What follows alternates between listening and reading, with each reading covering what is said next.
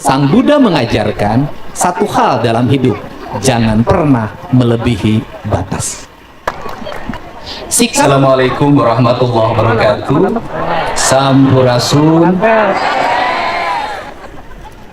Rahayu, rahayu, rahayu. Bapak dan Ibu, saudara-saudara saya, para pengikut, penghayat dan pengamal ajaran Buddhisme yang hari ini duduk bersimpuh di tengah teriknya matahari, angin berhembus semakin mengajak kita pergi ke alam khayangan, masuk ke alam kedamaian tanpa kebutuhan. Tepuk tangan. Saya sangat menghormati biku yang hari ini hadir. Semoga Bapak biku senantiasa sehat, damai, penuh perlindungan, selamanya bersama semesta. Pak Dirjen yang baru mendapat penghargaan, tanpa penghargaan pun Pak Dirjen tetap berharga.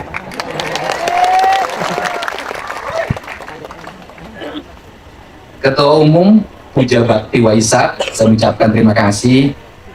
Hadir, ini senior saya, Bapak Dadang Hotmik, disingkat jadi Dasim. Usia boleh tua, tapi ketampanan tidak pernah pudar.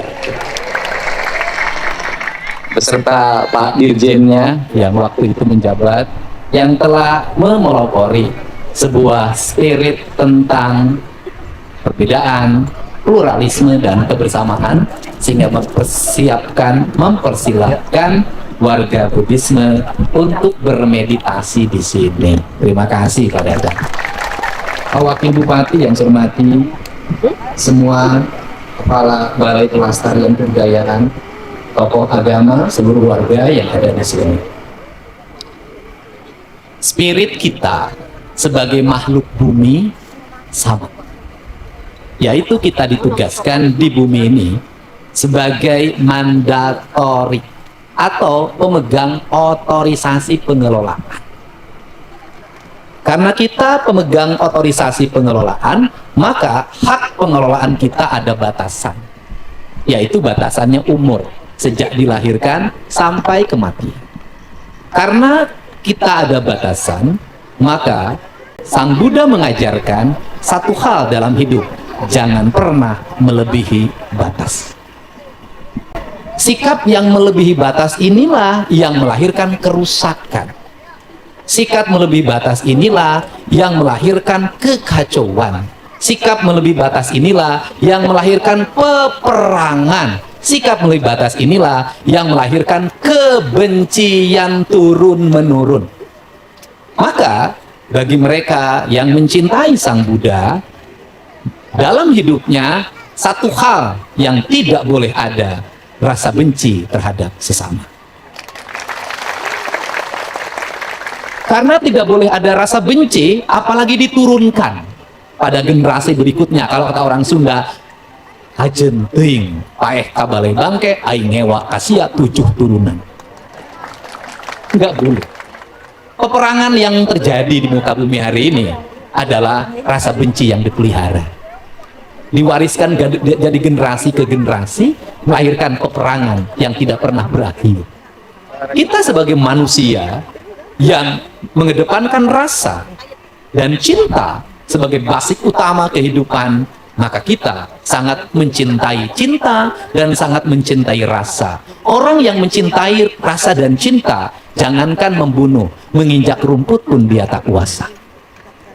Orang yang mencintai cinta dan rasa, jangankan menganiaya orang lain, motong ayam pun dia tak kuasa.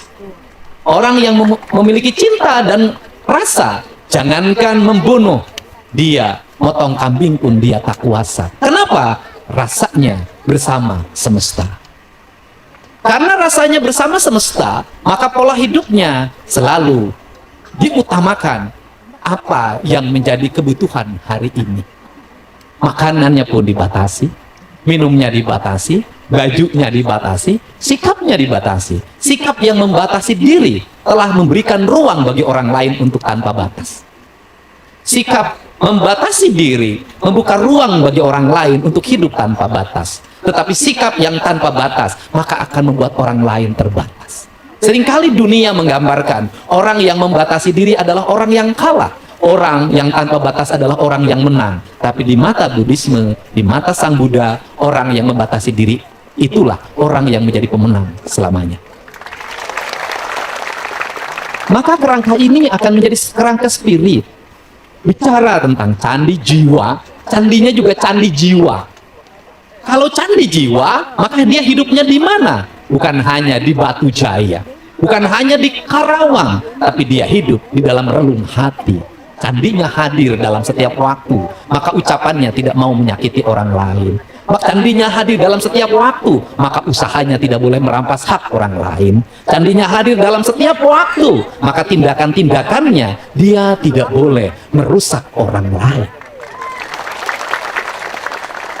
Untuk itu maka kerangka candi jiwa itu bukan kerangka batasan, tapi adalah kerangka keluasan. Kalau kerangka keluasan, maka hari ini kita bersama-sama melakukan kontemplasi diri. Dalam bahasa guru ngaji saya adalah tafakur. Maka kalimat tafakur tidak ada batasan tempat. Dia bisa bertafakur di mana saja, kapan saja. Karena dia bertafakur di mana saja, kapan saja, karena seluruh alam raya ini dalam ajaran ulama saya adalah milik Allah. Maka kita berhak untuk bertafakur dimanapun. Beda dengan ritualitas, beda dengan syar'i.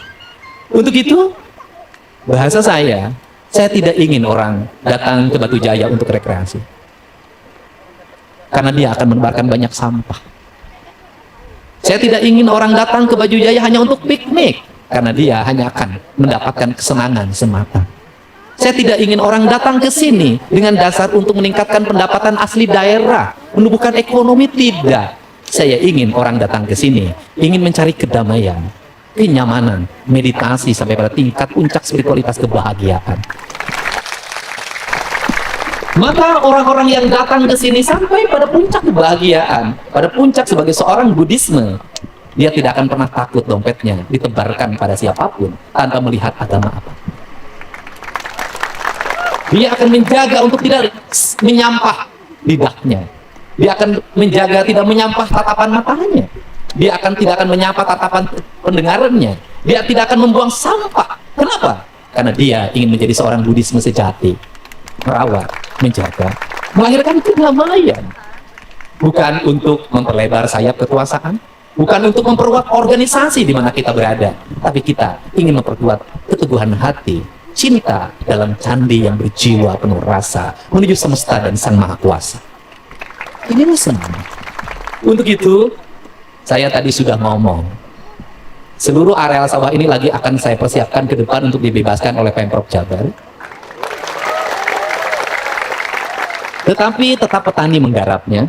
Saya ingin merubah tanamannya dari tanaman komersial 3 bulan menjadi tanaman spiritual yang 5 bulan. Apa? Kita ingin menerapkan ruh dan jiwa. Jujur saya katakan, ketika masuk ke sini saya melepas alas kaki saya. Kenapa? Saya harus menghormati tempat yang dianggap punya nilai spiritualitas.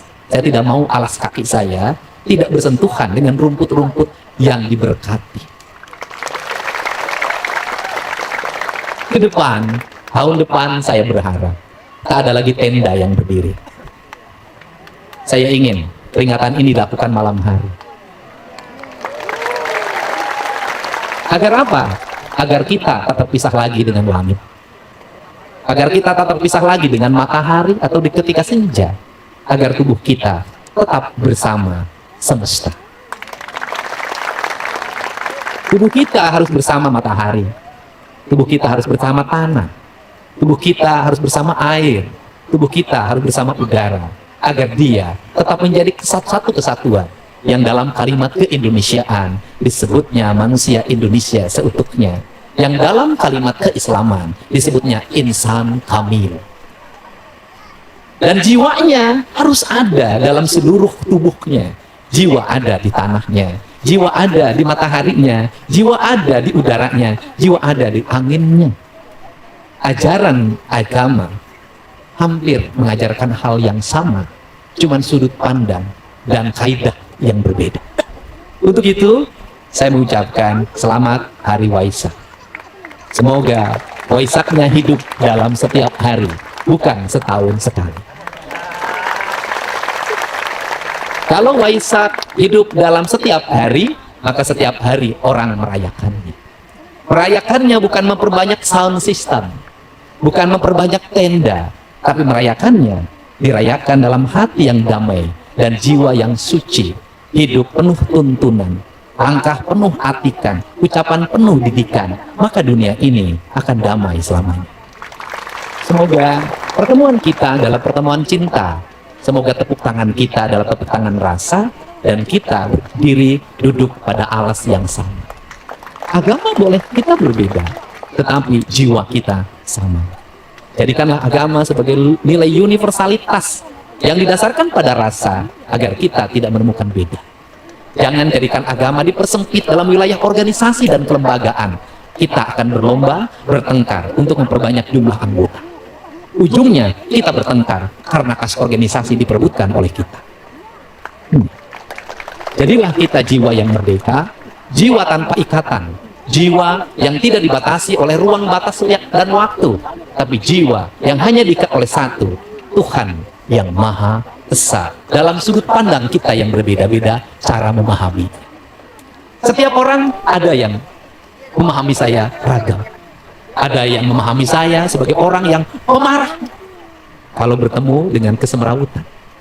Ada yang memahami saya selalu tersenyum kalau bertemu dengan gadis-gadis cantik. Ada yang memahami saya penuh pelukan kalau bertemu dengan nenek-nenek tua. Bedanya kalau memeluk nenek tua ada kamera, kalau memeluk gadis muda tanpa kamera. Ada yang memahami saya sebagai orang yang spontan, ada yang memahami saya sebagai orang yang humoris, ada yang memahami saya sebagai orang yang terlalu bebas. Silahkan, siapapun boleh memahami saya dengan cara pandangnya sendiri. Kadang KDM itu Kang Duda Merana, kadang KDM itu Kang Deddy Mulyadi, kadang KDM itu Kang Duda merajalela, kadang KDM itu Kang Duda memimpin, kadang KDM itu Kang Duda menanti pasangannya. Itu baru kita manusia. Bayangin, Tuhan yang Maha Esa. Dalam bahasa agama saya, Allah Subhanahu wa Ta'ala yang memiliki nilai yang maha luas, tak mungkin dipahami dalam satu sudut. Biarkan setiap orang memahami Tuhannya berdasarkan sudut rasa dan cintanya. Karena yang bisa dekat bukan hanya kelembagaannya, bukan hanya organisasinya, yang dekat adalah jiwanya. Jiwa tanpa organisasi. Saya tidak pernah melihat ada organisasi kejiwaan. Yang ada adalah dokter kejiwaan dan rumah sakit jiwa. Jadi, bagi mereka yang selalu ingin memaksakan diri memahami Tuhan dalam satu sudut pandangannya, maka Anda sudah cocok tinggalnya di rumah sakit jiwa. Karena Anda tidak pernah memahami banyak jiwa. Untuk itu, saya ucapkan terima kasih. Semoga kita bahagia. Dan satu hal, bahwa semesta bersama kita, apa? Di sini daerah panasnya yang luar biasa. Tapi angin berhembus penuh dengan cinta. Panas itu kini tiada. Yang ada adalah jiwa yang bahagia dan meronta-ronta. Terima kasih pada semuanya. Rahayu, rahayu, rahayu. Allahumma fiq ila aqwamit thoriq. Assalamualaikum warahmatullahi wabarakatuh. Sampurasun. Saya mohon maaf tidak akan diteruskan karena saya takut besok diangkat jadi bitsu di sini.